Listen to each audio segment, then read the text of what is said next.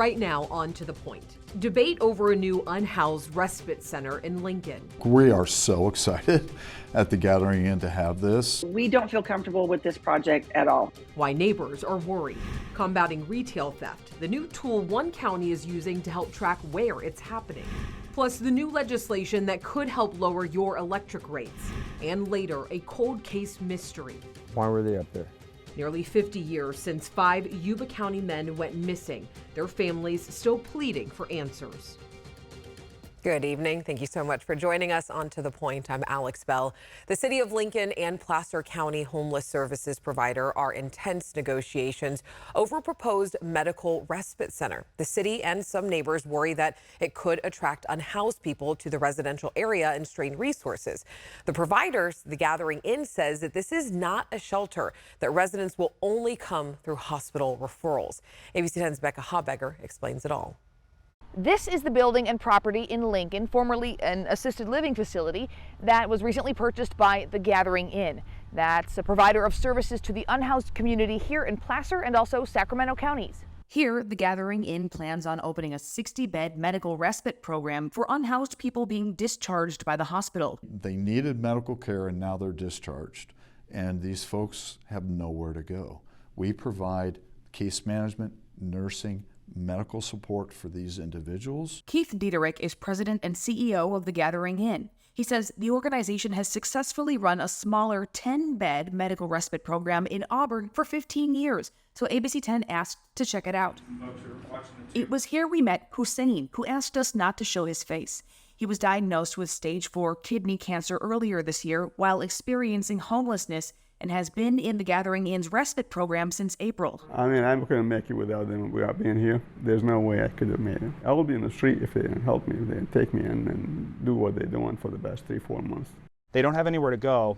They're not ill enough to remain in the hospital, but they're not well enough to be even in an emergency shelter, let alone on the streets. Nick Galling is the chief program officer and says of the 90 people they served last year, about 30 went to permanent housing, another nearly 50 to transitional housing. And this building in Lincoln will allow them to expand that work, serving about 300 people a year. We want them to be better than the situation that they had when they first came to us. But the city and some neighbors have concerns. We don't feel comfortable with this project at all. Lincoln Vice Mayor Holly Andreatta doesn't like the location. When you add this facility right there in the middle of this residential area with schools and children and families and seniors that live across the way, it'll put an undue burden on Lincoln, and it's not fair to my residents. She knows, as the Gathering Inn has said, this isn't going to be a shelter or walk-in clinic. The program only takes hospital referrals and runs names against the sex offender list first. These people come in and out. There's no guarantee of where they go when they're released. Even though we have the approval of the state, we want to be good neighbors. The Gathering Inn doesn't yet have a date for when they plan on opening this, though they do say they look forward to continue working with the city. In Lincoln, Becca Habegger, ABC 10. And the city says that the Gathering Inn blindsided them, saying it has not been transparent and kept this news a secret from the city. The Gathering Inn says the seller of the building asked them to keep this confidential until the sale closed, and that they told the city immediately after the sale closed. And tonight, a man is in custody accused of killing his mother in Galt. We brought you this story as breaking news last night. After an hours-long standoff with Sacramento deputies, 29-year-old John Martinez was taken into custody on Wednesday. Investigators say a woman was found in the driveway of the home off Alta Mesa Road just before 3 p.m. Deputies confirmed the death was a homicide and that she had been hit in the face. Pretty gruesome and horrific details. With it, learned that the adult son assaulted his mom, hit her with a shovel repeatedly. When she was down on the ground, tried to run her over with his car, and then several times, I guess, tried to set her on fire, but was never able to fully get that going. The sheriff's office says a motive is unclear at this time. Martinez is expected to make his first court appearance tomorrow. There's a new tool in San Joaquin County for shoppers and business owners to combat retail theft, something we've really talked a lot here about on To The Point. The app is called the START app, and that's START with 2 A's. The app allows people who see retail theft to report it and include photos and videos Along with information, business owners can use a special dashboard on the app to combine information from multiple theft reports and note frequent thieves. And law enforcement also has access to the app, which they say could help build better cases. A long-awaited proposal of legislation to help address energy bills went into print just last night. Buckle in, we're going to give you the rundown right now. SB 1003 would establish the Wildfire Safety Division, which would regulate electrical corporations' mitigation plans. Another bill, SB 1142, would require electric and gas corporations to restore service to customers if they are disconnected for non-payment if certain conditions are met. Then there's AB 3264. It would require the CPUC to develop a framework for assessing and analyzing total annual energy costs for residential households and another bill that we have is 3121. It could provide credits to some customers from unspent funds. Energy advocates say that this is a major step in the right direction. We think it's very positive because it provides short-term relief in terms of a approximately $30 one-time bill credit to customers. It sounds like a small amount, but in this day and age, there are a lot of families for whom $30 will make a difference. 3 other bills were introduced last night as part of a package called California Made. They would address renewable energy resources, including the way the state approves and supports solar, offshore wind, and other projects. All of these bills need to be passed by the legislature and sent over to the governor's desk by this Saturday. The governor would then have until September 30th to sign or veto them. And with Saturday's deadline looming, Governor Gavin Newsom is reportedly considering calling a special session to push legislation on gas prices and oil regulations. The nonprofit Cal Matters reports that the governor discussed the session with the legislative leaders in private meetings this week, and we reached out to the governor's office asking if a special session was a possibility. A spokesperson responded saying, quote, "We appreciate the legislature's partnership in working to reduce costs for Californians. Whether it's during this legislative session or in a special session, the governor remains focused on the ultimate goal, lowering costs for Californians." Still ahead, nearly 50 years later, the mystery surrounding the Yuba County Five remains. Tonight, the push to solve this cold case. And temperatures stay in the mid to upper 90s for the daytime highs. What our Labor Day weekend has in store.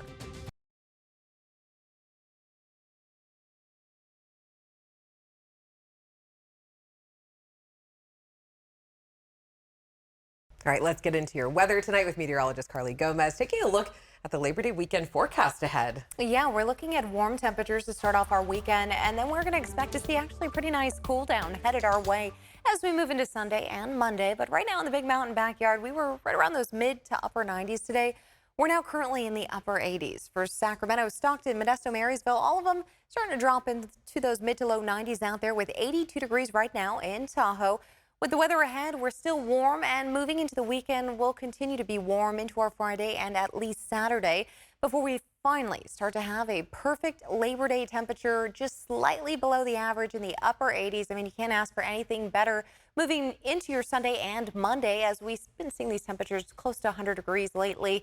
But a major heat up is headed our way with fire concerns moving into next week, unfortunately, as we'll be dealing with temperatures closer to 100 to about 106 degrees.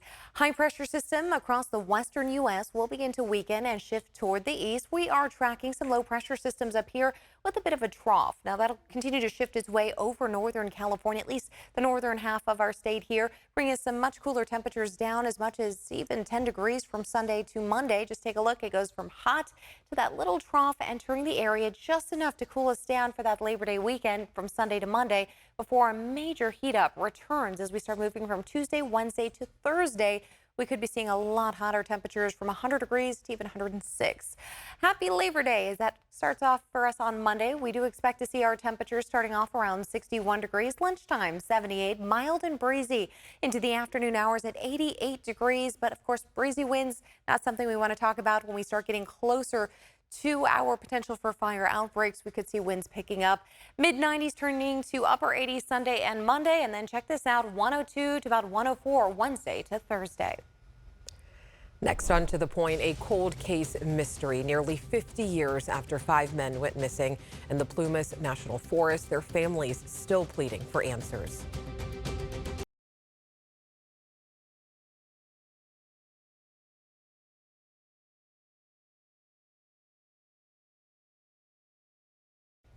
It's been almost 50 years since 5 men went missing in the Plumas National Forest. They are known as the Yuba County Five, and what happened to them remains a mystery. Tonight, as ABC 10's Roxanne Aaliyah shows us, their families are still pleading for answers. For almost 50 years, these woods have held the mystery of the Yuba County Five. Case isn't closed, and I don't know that I'm even waiting. Their disappearance has puzzled people around the world. No way on earth that they went on their own. Is it possible something nefarious happened? Did one of these people turn on their own? No matter how simple you are, you ain't gonna take off in the woods. You get the answers to this case now. It's been 46 years, no need for this to go on any longer. And it is that disappearance that really kind of draws you into this case.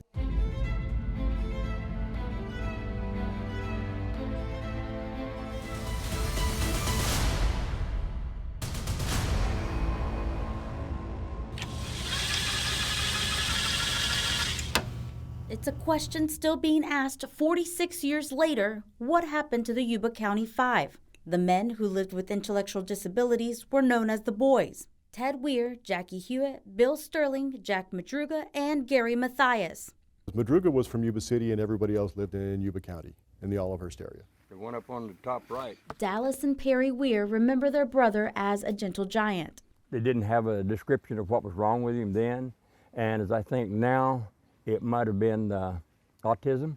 He could write and spell, and he could remember movies better than the rest of us. Tony Wright, author of Things Aren't Right, The Disappearance of the Yuba County Five, describes the other boys as very active and friends who loved to spend time together. And then you had Jack Madruga, who was 30 years old. He was a very quiet, introverted person, but very smart, very kind and loving, and that's how he was remembered by his family. Bill Sterling was 29. He was an avid bowler. He too was an athletic individual, known for being a very sweet individual. There was Gary Mathias, who was 25 years old. He was very athletic, known as a great brother. He was a musician who played in a rock band in high school, was a great harmonica player, spent time in the military. And then there was Jackie Hewitt, who was 24 years old.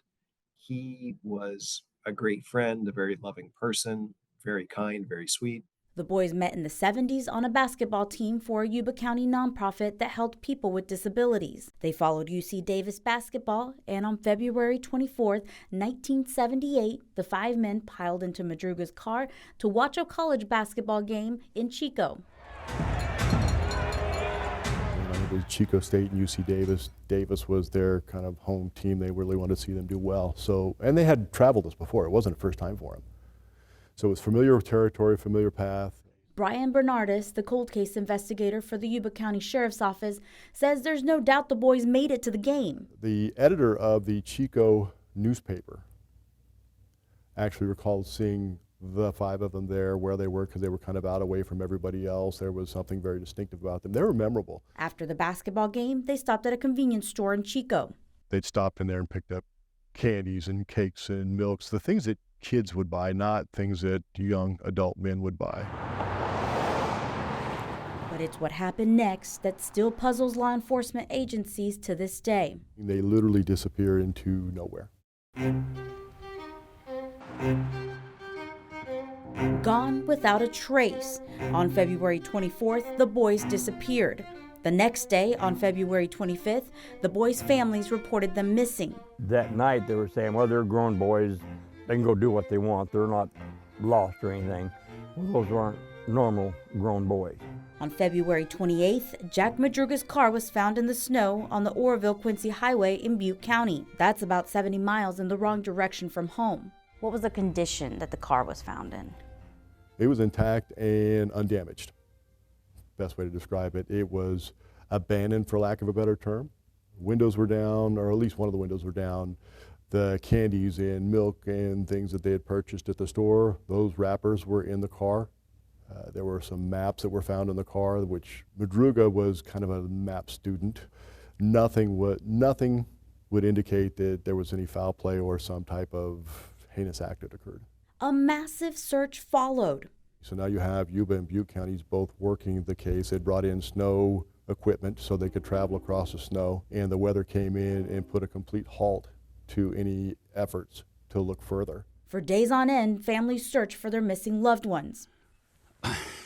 Just the thought of, my little brother that I love dearly being by himself, lost in the woods, and, you're scared spitless. But it wouldn't be until June 4th that detectives would get a break in the case. Motorcyclists off-roading near a rural Plumas County campground came upon some portable buildings used for fire crews during fire season. They found a broken window and went to take a closer look. And when they opened the door, the smell of decomposition was pretty intense, and they realized that something significant was in there, and they found a human body in there on a bed. It was the body of Ted Weir. Ted was laying in the bed on his back, and he was wrapped up very neatly in several blankets as if somebody was trying to keep him comfortable or take care of him. He was in a tremendous state of decomposition. When Ted's body was found, investigators say he had lost almost 100 pounds. He starved to death. And then also they say there was cans of food open with a P-38, a military can opener. So who opened those, I don't know. And I don't know if Ted would have known that or not. Ted's boots were also missing, and Gary's shoes were left behind in the trailer. And there was a propane heater that had not been touched. On June 5th, Bill Sterling and Jack Madruga's bodies were found next on the side of a road about 5 miles from where the car was found. On June 6th, Jackie Hewitt's body was found about a mile from Ted's in a wooded area by his own father. That was probably the most tragic part of the whole thing. He finds his son's remains. Still missing Gary Mathias. Why were they up there? And like he's saying, somebody made them, and maybe not so much made them, might have promised them something. There were rumors that the boys were involved in a fight outside the convenience store in Chico, and reports that someone confessed in church to killing them. None have led to the truth. As for Gary Mathias, there have been talks from the families that believe that he may have been the one to cause all this or involved in it. That was the hypothesis early on. I mean, everybody, law enforcement included, really suspected he was somehow responsible for their demise. He was the one in the group that condition was not naturally occurring. He did have a troubled past. Mathias had had drug problems and was diagnosed with schizophrenia. I sure would. I'd give my hat and my overcoat to know. Because it is just so stupid, so silly, and so gruesome, and so 4 or 5 people missing, and one of them is not found. It's almost been 50 years. What makes this case so difficult to solve? No independent information, no witnesses, and the likelihood that the only people that truly know that what happened that night, they perished in those hills. I speculate too that even Gary Mathias perished in those hills. There's a lack of evidence. There were no fingerprints lifted or blood tests done. Sometimes, the passage of time, people get closer to their own mortality and they feel compelled to confess to something they did because they realized how bad it was. Ted's brother Dallas turned 80 this year, and he says he has faith this case can still be solved. He just doesn't know if he'll live to see it happen. Unless somebody come forward and knew what happened, that's the only way it could be. I don't know what would solve it. And maybe with what you guys are doing, what 2 other people have done, I don't know. I don't know if I can't have any.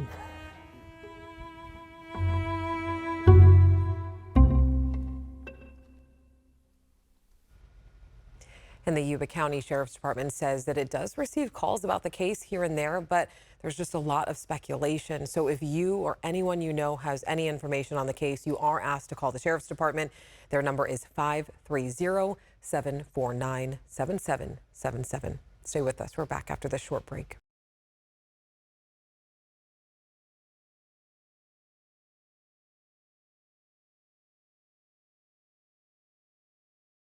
All right, the 2024 Paralympics is happening right now in Paris, and one of the athletes representing our area is named Leo Merle, and he is from Folsom. He has cerebral palsy and will be competing in the men's 1,500-meter run on September 7th.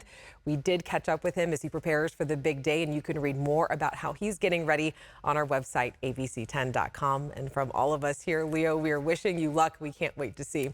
As always, thank you so much for watching and for inviting us into your home. If you have something that you think we should be looking into, make sure to reach out to me and the team. Have a great night. See you tomorrow.